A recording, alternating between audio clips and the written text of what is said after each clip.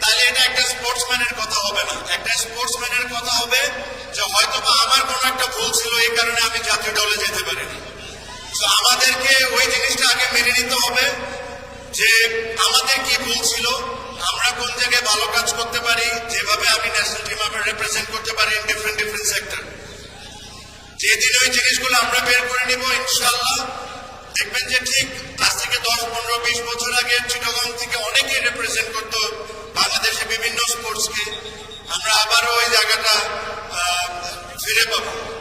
আমার সাথে হেলাল ভাইয়ের কথা হয়, ইশরাফিল ভাইয়ের কথা হয়, উম্মান ভাইয়ের কথা হয় চিটাগংয়ের স্পোর্টস নিয়ে, যে আমরা কিভাবে করে চিটাগংয়ের স্পোর্টসকে আগের জায়গার মতো নিয়ে আসতে পারি।